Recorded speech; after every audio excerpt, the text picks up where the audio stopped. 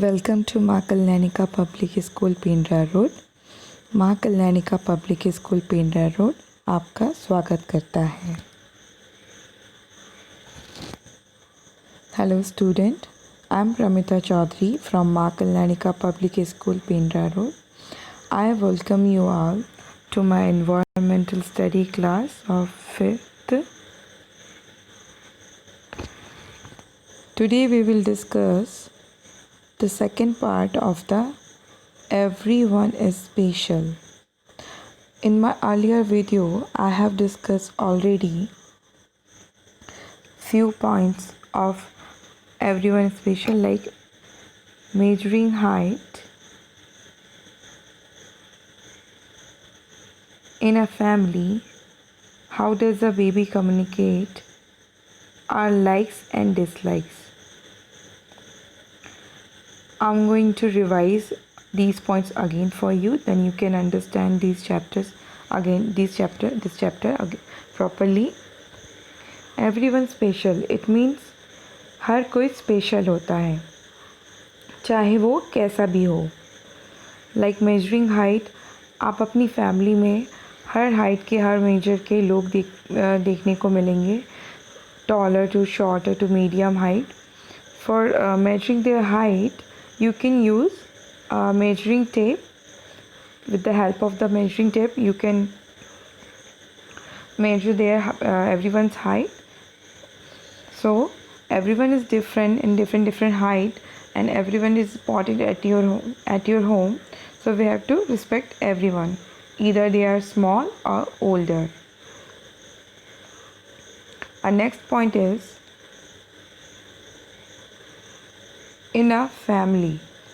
In a family you can see different people, like your mom like to you don't talk too much, but your father like to talk too much. And like your brother, for example I'm saying, for example your brother don't want to play outside, but you want to play outside. In this manner we can see in a family we have different we have different people with the different nature and attitude, but they are in a family, and we love each other and we respect each other, and everyone is special for us. And the next point was, how does a baby communicate? How does a baby communicate? Elders communicate with talking. Sometimes they use facial expressions and the finger movement also. They use words, what they talk and whatever they need, they want. But the small kids, they don't talk. They don't know how to talk. At a certain particular time, they learn how to talk. Then they start talking. But when they are baby, they used to cry and for getting attention. And if they need they are hungry or they need a cuddle, then they start crying. It means हमने देखा कि हर कोई special है हमारी family में, हमारी family हो या नेबरहुड हो, कहीं पे भी हर कोई फैमिली है. चाहे वो किसी भी हाइट का हो, या टॉलर शॉर्टर हो, या जिसका आपकी फैमिली चाहे वो कैसा भी नेचर हो, चाहे वो बहुत इन्जॉय करने वाला, जॉयफुल लाफिंग नेचर है कि जो हर बात पे हंसता है, या कोई क्वाइट है ऐसा है, या फिर कोई बहुत एरोगेंट है और कोई बहुत हेल्पफुल है. तो सबका अपना अपना डिफरेंट नेचर होता है और हर कोई स्पेशल है और सबकी रिस्पेक्ट करनी है. और how does a baby communicate? हमने देखा कि जितने भी बड़े लोग होते हैं, जो एल्डर्स होते हैं, टीनेजर्स, एक सर्टेन एज के बाद लोग बातें करना सीखते हैं. वो अपनी लैंग्वेज यूज़ करते हैं, फेशियल मूवमेंट यूज़ करते हैं, कई बार फेशियल एक्सप्रेशन है, कई बार हैंड मूवमेंट्स यूज़ करते हैं, वर्ड्स यूज़ करते हैं, लैंग्वेजेस जो भी उन्हें चाहिए होता है. लेकिन जब बच्चे छोटे होते हैं, जब वो इन्फेंट से लेके 1.5 ईयर्स तब तक वो बात करना नहीं जानते हैं, तो वो रोते हैं. कभी कोई मूवमेंट कोई एक्टिविटी करते हैं जिससे कि उससे उन्हें अटेंशन मिले और उन्हें जो चाहिए वो मिल जाए. Our next point was our likes and dislikes. मतलब हमारी पसंद और नापसंद. तो हम देखेंगे कि हर इंसान की कुछ पसंद होती है, कुछ नापसंद होती है. किसी को खट्टा खाना पसंद होता है, किसी को मीठा खाना, तो किसी को कड़वा खाना पसंद होता है, किसी को एथनिक वेयर्स पहनना पसंद होता है, या किसी को वेस्टर्न ड्रेसेस पहनना पसंद होता है. तो इट मीन्स सबकी अपनी अपनी चॉइसेस हैं, सबकी अपनी अपनी पसंद है और नापसंद है. लाइक इट मीन्स लाइक और डिसलाइक्स है.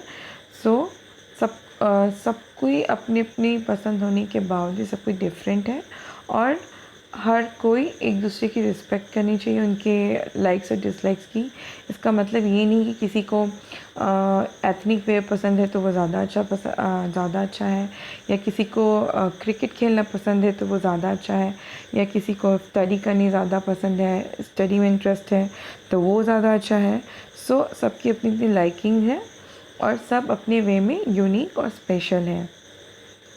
So our next point is people with special needs. People with special needs, we say, you have read about differently able people in class 4th. So people who are unable to see, people who are unable to use one or more of their sense organs called differently able. It means ये जो point है हमारा people with special need, उसे समझने के लिए हमें differently able people और फिज़िकली चैलेंजिंग पीपल के बारे में समझना होगा. कि आपको पता है कि हमारे सेंस ऑर्गन्स होते हैं, 5 सेंस ऑर्गन्स होते हैं जो कि सभी कोई हम उसी सेंस ऑर्गन की वजह से ही हम अपने जो सराउंडिंग है वर्ल्ड को अच्छे से समझ पाते हैं कि क्या हो रहा है. Like our sense organs, we have 5 sense organs: eyes, nose, tongue, ear, skin. So with the help of our sense organ we can understand the world exactly properly. Okay, but some people can't use their sense organs properly, and they call physically challenging and differently able people. For example, I can tell you, अगर किसी का कोई sense organ damage है तो इसका मतलब ये नहीं है कि उसके बाकी के जो सेंस ऑर्गन्स हैं वो भी वर्क नहीं करते. समटाइम्स दे बिकम शार्पर, और वो बहुत ज़्यादा शार्प और तेज़ हो जाते हैं ताकि वो अपने लाइफ स्पेंड कर सके और बाकी चीज़ों को वो जो चाहते हैं वो कर सकते हैं. For example, I give you, I am reading one example from your books. Like Anita's uncle Ramesh cannot see, yet he can climb the stairs without anyone's help. It means जो अनीता के अंकल हैं वो mister Ramesh, वो देख नहीं सकते लेकिन वो क्लाइंब कर सकते हैं स्टेयर्स को. This is because he has a strong sense direction. It means उसका मतलब होता है कि वो देख तो नहीं सकते हैं लेकिन उनके जो सेंस डायरेक्शन का सेंस है वो बहुत अच्छा है. Even he can also recognize Anita's friends by reading or feeling their face with his fingers. Ramesh also loves to read books by using the braille लिपि. जो मिस्टर रमेश है वो देख तो नहीं सकते हैं लेकिन वो उनके बाकी के सेंसेस इतने अच्छे हैं कि वो सीढ़ियों में चढ़ना, किसी के चेहरे को छू के पहचान लेना, इवन जो ब्रेल राइटिंग होती है जो कि स्पेशली ब्लाइंड लोगों के लिए होती है. You can see in this picture, I can zoom in the letters in Braille, है ना. आप इसमें देख सकते हैं, इसमें कुछ डॉट्स दिख रहे हैं आपको, letters in Braille. You can when you read the book you can understand more properly. ये जो ब्रेल लिपि होती है उनके लिए एक स्पेशल राइटिंग होती है जो कि डॉट्स पेपर में कुछ डॉट्स होते हैं जो कि राइजन अप थोड़े उठे हुए होते हैं जिन्हें आप फील कर सकते हैं, फील करके रीड करते हैं जो कि ब्लाइंड होते हैं. तो वो ये ब्रेल यूज़ करते हैं. Braille writing is a kind of writing है, स्पेशली ब्लाइंड लोगों के लिए है. So our next point is be sensitive. Be sensitive, you can understand in this chapter it means इस चैप्टर में बी सेंसिटिव इसलिए बोला जा रहा है कि जो फिज़िकली चैलेंजेड और डिफरेंटली एबल लोग हैं उनके लिए हमें अपना जो एटीट्यूड होता है वो हमें सॉफ्ट रखना चाहिए, हेल्पफुल रखना चाहिए, है ना। हमें प्यार से उनके साथ बिहेव करना चाहिए, उन्हें कभी निगलेक्ट नहीं करना चाहिए, उन्हें कभी ऐसा एम्बैरसिंग फील नहीं कराना चाहिए कि वो उनकी सेंस ऑर्गन्स काम नहीं कर सकते या वो देख नहीं सकते या सुन नहीं सकते, तो वो बुरे हैं। और इन सब के लिए हमारी गवर्नमेंट भी जो फिज़िकली और डिफरेंटली एबल लोग हैं उनके लिए हमारी गवर्नमेंट बहुत सारी फैसिलिटीज़ प्रोवाइड करती है। फॉर एग्ज़ाम्पल हम देखेंगे many colleges and universities across the country provide special computers and with speaker for visually challenged student. It means हमारे बहुत सारे जो गवर्नमेंट है जो बहुत सारी फैसिलिटीज़ प्रोवाइड कर रही हैं, लाइक कॉलेजों में हम वो special computers with speaker visually challenge लोगों के लिए प्रोवाइड करते हैं ताकि वो स्टडी कर सकें।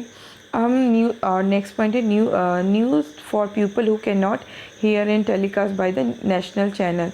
लाइक हम आपने कभी देखा होगा न्यूज़ चैनल में साइन लैंग्वेज में न्यूज़ दिखाए जाते हैं ताकि जो डेफ पीपल हैं वो जो बोला जा रहा है, जो भी हमारे सराउंडिंग में चल रहा है उसके बारे में उन्हें पता हो सके, वो देख के समझ पाते हैं।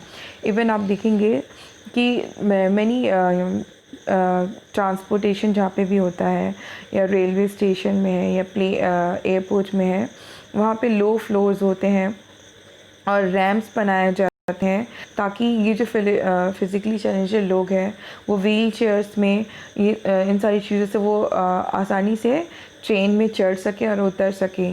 और बहुत सारी चीज़ें जैसे जब ये फिज़िकली चैलेंजेड लोग जब गवर्नमेंट जॉब के लिए पढ़ाई करते हैं, ग्रेजुएशन करके जॉब के लिए अप्लाई करते हैं, उनके लिए कुछ रिज़र्व सीट्स भी होती हैं ताकि इजीली ये लोग अपनी जॉब पा सकें और अपना लाइफ स्पेंड कर सकें अच्छे से। फॉर एग्ज़ाम्पल एक मोटिवेशनल स्टोरी आपकी बुक में है और मैं उसे बताना चाहूँगी, the story of Helen Keller. Helen Keller was a popular teacher and famous author. She became deaf and blind when she was only 19 months old. ये जो हेलन केलर थी वो यूएस में बॉर्न हुई थी, वो यूएस की थी। वो एक पॉपुलर टीचर थी और एक ऑथर थी। वो जो जब वो 19 मंथ्स की थी तो उसी टाइम वो डेफ और ब्लाइंड, मतलब वो कान से सुनना और वो अंधी हो चुकी थी जिससे वो दिखाई नहीं देता था। लेकिन उसके लाइफ में एक टीचर आई एनिस लेविन जिसने उसे टीचिंग सिखाया और वो उसे रीडिंग सिखाया और उसके पाम में, मतलब उसकी हथेली में वो स्पेलिंग आउट करती थी, स्पेलिंग बना के उसे सिखाती थी। इवन उसने उसे लोगों की लिप्स है जो बोल रहे हैं उनको लिप्स को टच करके उसे लिप रीडिंग सिखाई ताकि उसे ये पता चल सके कि लोग क्या कह रहे हैं उसके अंडरस्टैंडिंग में। Again I want to read this story for you. Helen Keller was a popular teacher and a famous author. She became deaf and blind when she was only 19 months old. Her teacher, Annie Sullivan, taught her to read.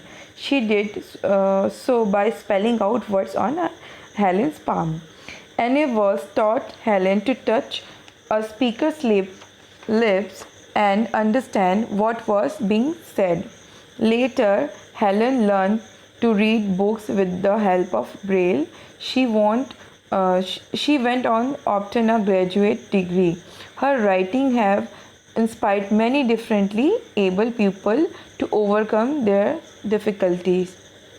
इस चैप्टर में Helen Keller की story इसलिए बताई गई है ताकि आप समझ सके कि वो एक बच्ची जो 19 मंथ में डेफ और ब्लाइंड हो चुकी थी, उसके बाद भी उसने होप नहीं छोड़ा। हमेशा उसकी लकीली उसकी लाइफ में एक टीचर उसे मिली जिसने उसे रीड करना और राइट करना सिखाया with the help of Braille. जो ब्रेल लिपि मैंने आपको बताया जो ब्लाइंड पीपल्स के लिए होती है, वो अब जो लोग ब्लाइंड होते हैं वो एजुकेशन अपना ग्रेजुएशन कंप्लीट करना चाहते हैं तो ऐसे स्पेशल स्कूल्स होते हैं जहाँ पर ब्रेल राइटिंग को यूज़ करके वो अपनी पढ़ाई कंटिन्यू करते हैं और ग्रेजुएट होते हैं। तो हेलन केलर ने अपनी पढ़ाई पूरी करी with the help of Braille writing और उसने एक अपनी बुक भी राइट किया, उसने एक बुक भी लिखी और उसकी स्टोरी से बहुत लोग ने जो डिफरेंटली एबल लोग हैं इंस्पायर्ड हुए और अपनी जो डिफ़िकल्टी से ओवरकम करके उसको नीचे पीछे छोड़ करके लाइफ में आगे बढ़े और अपने ड्रीम्स को पूरा किया। सो इन अ नटशेल मैं बोलना चाहूँगी इस लेसन में, ये सबको ये मैसेज देना चाह रहे हैं कि आपके आसपास स्कूल हो गया, घर पे, नेबरहुड में जो भी लोग हैं सबकी अपनी क्वालिटीज़ हैं, कैरेक्टरिस्टिक्स हैं और लाइक डिसलाइक्स हैं और सबका बोलने का तरीका अलग है। कुछ फिज़िकली चैलेंजेड लोग भी आपको दिखेंगे, डिफरेंटली एबल लोग दिखेंगे, लेकिन सब स्पेशल हैं। हमें सबकी रिस्पेक्ट करनी है, सबको स्पेशल तरीके से ट्रीट करना है और हमें ऑलवेज सभी की हेल्प करनी है। Hope you all understand this chapter properly. Read the book properly every time when you watch any video lecture, then this reading will help you to remember all this concept in the longer time. Okay, stay tuned and wait for my next video. Thank you.